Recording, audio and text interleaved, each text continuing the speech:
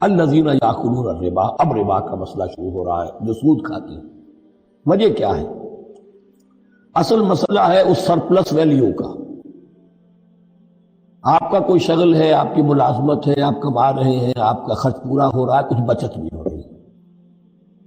اب اس بچت کا اصل مصرف کیا ہے؟ یسألونک ماذا ينفقون قل العفو۔ اصل راستہ تو یہ ہے کہ اس کو دے دو اللہ کی راہ میں، یا محتاجوں کو یا اللہ کے دین کو۔ لیکن اب جو سود خورانہ ذہنیت ہے وہ یہ کہ اس بچت کو بھی مزید کمائی کا ذریعہ بنا، یہ سود خورانہ ذہنیت ہے۔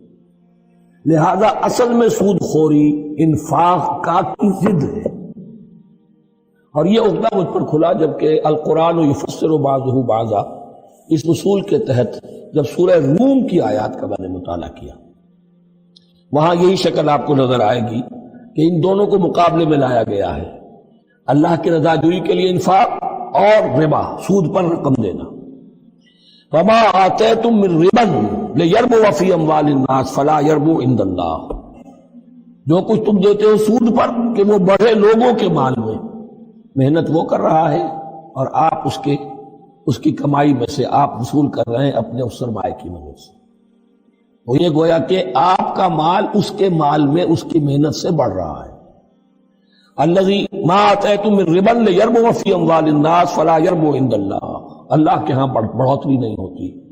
وما آتیتم من زکاۃ تریدون وجہ اللہ فاولئک ھم المضعفون، اور وہ جو تم زکوٰۃ اور صدقات میں دے دیتے ہو اللہ کی رضا جوئی کے لیے، تو وہ ہے جو دوہرے چوہرے کر رہے ہیں، ان کا مال بڑھ رہا ہے، اس کی بڑھوتری ہو رہی ہے۔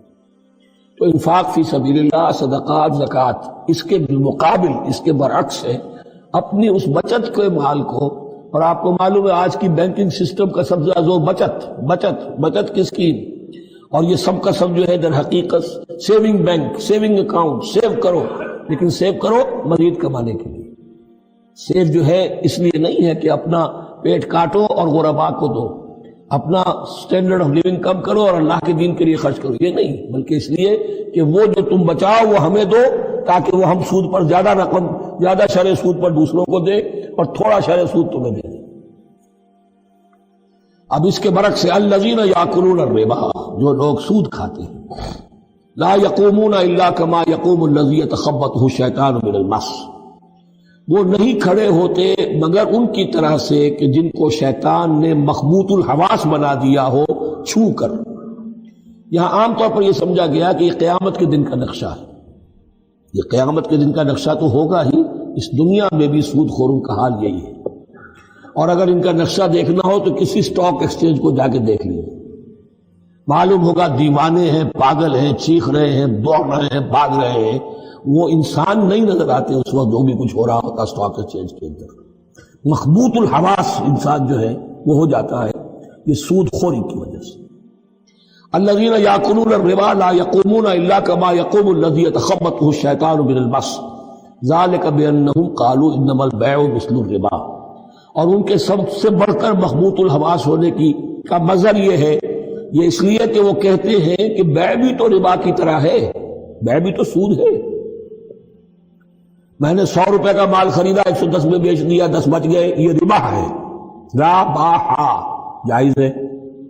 100 روپے کسی کو دیے اور 110 لیے، یہ سود ہو گیا۔ بھائی کیوں ہو گیا؟ 100 روپے کی شے دے دی، یہ 100 روپیہ دے دیا، کیا فرق پڑا؟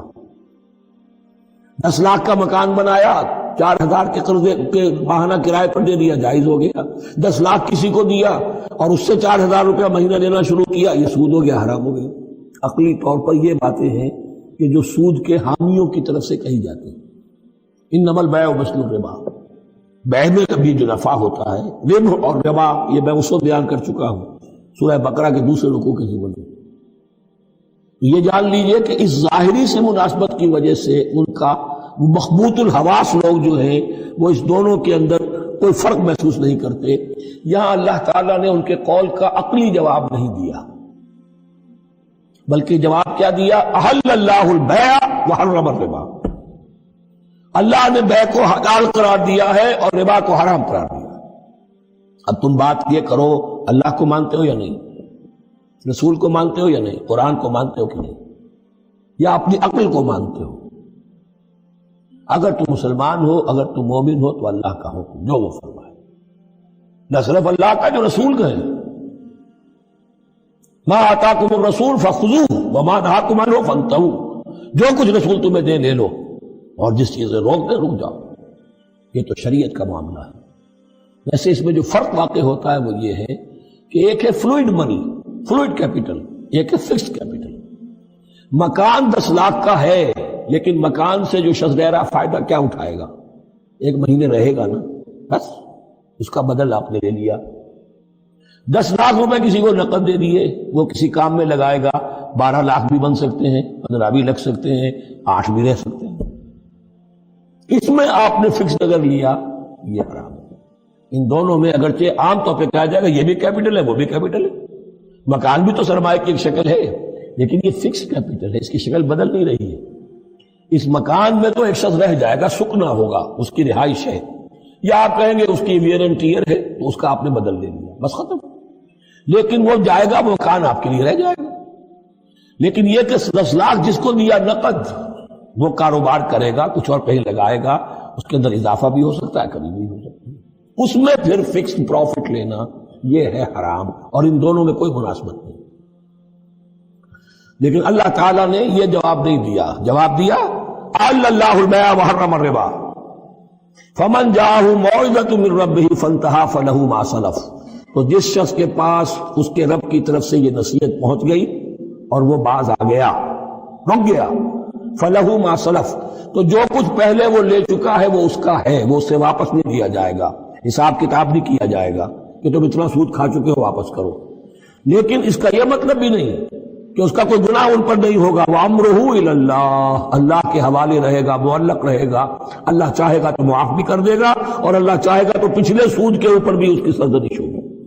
أَمْرُهُ إِلَى اللَّهِ وَمَنْ عَادَ، لیکن اس نصیحت کے آنے کے بعد بھی جس نے دوبارہ یہ حرکت کی، فَأُولَٰئِكَ أَصْحَابُ النَّارِ هُمْ فِيهَا خَالِدُونَ، تو یہ جہنمی ہے اور اس میں ہمیشہ ہمیشہ ہے۔ يَمْحَقُ اللَّهُ الرِّبَا وَيُرْبِي الصَّدَقَاتِ، اللہ تعالیٰ ربا کو مٹاتا ہے، دباتا ہے۔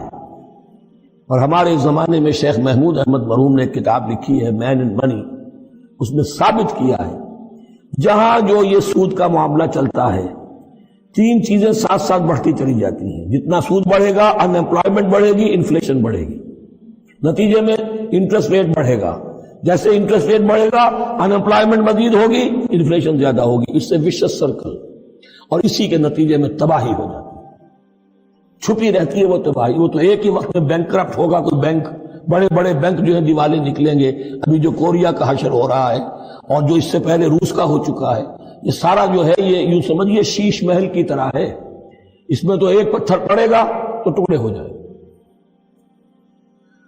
وَمَنْ عَادَ فَأُولَٰئِكَ أَصْحَابُ النَّارِ هُمْ فِيهَا خَالِدُونَ يَمْحَقُ اللَّهُ الرِّبَا وَيُرْبِي الصَّدَقَاتِ، اللہ تعالیٰ پالتا ہے، صدقات کو پالتا ہے، بڑھاتا ہے اللہ کے ہاں۔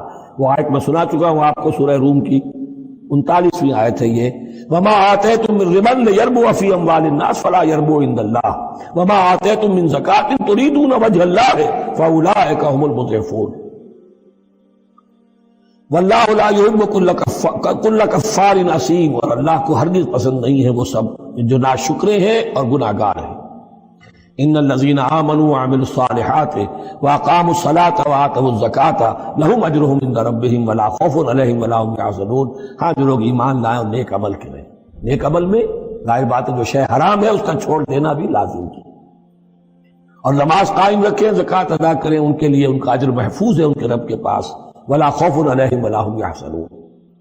یا ایھا الذین آمنوا اتقوا اللہ وذروا ما بقی من الربا، اے ایمان والو اللہ کا تقوی اختیار کرو اور چھوڑ دو جو رہ گیا ہے سود میں سے۔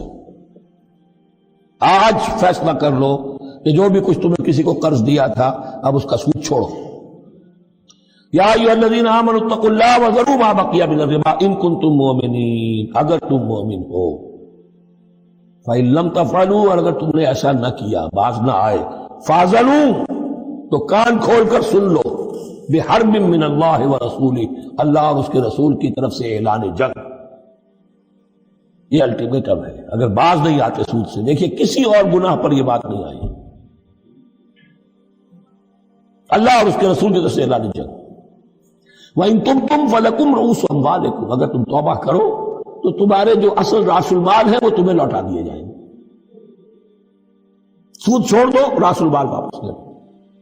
لا تظلمون ولا تظلمون، نہ تم ظلم کرو سود لے کر اور نہ تم پر ظلم کیا جائے کہ تمہارا راس المال بھی دبا دیا جائے۔ لا تظلمون ولا تظلمون۔ وَإِن كَانَ ذُو عُسْرَةٍ، اور اگر تمہارا جو مقروض ہے وہ تنگی میں ہے، تنگ دستی میں ہے، فَنَظِرَةٌ إِلَىٰ مَيْسَرَةٍ، تو انہیں انتظار کرو، پھر اسے مہلت دو کہ اس کی ہاں کشادگی پیدا ہو جائے، آسانی سے وہ آپ کی رقم، آپ کا قرض واپس کر سکے۔ لیکن اس سے بھی آگے وَأَن تَصَدَّقُوا خَيْرٌ لَكُمْ، تم صدقہ ہی کر دو۔ تمہارا بھائی غریب تھا، اس کو تم نے قرض دیا تھا، کوئی سود لے کر کھا بھی چکے ہو، اب جو ہے سود، اب تو باقی سود کو تو چھوڑا ہی ہے، اگر وہ راس المال بھی بخش دو اس کو، یہ انفاق ہو جائے گا، یہ قرض حسنہ اللہ کو ہو جائے گا، یہ تمہارا جو ہے ذخیرہ آخرت بن جائے گا۔ یوں سمجھیے کہ جو بھی جو ہے جس کو سرپلس ویلیو میں نے کہا تھا اسلامی معیشت کے اندر، جو بچت ہے آپ کی، اس بچت کا سب سے اونچا مصرف کیا ہے؟ صدقہ دے دو، انفاق کر دو۔ اس سے کم تر کیا ہے؟ قرض حسنہ، قرض دے دو کسی کو تاکہ وہ اپنی ضرورت چلا لے، اس کا کاروبار رکا ہوا تھا وہ چل پڑے گا اور تمہیں پھر وہ اپنی اصل رقم واپس کر دے گا، یہ قرض حسنہ، اس سے کم تر درجہ۔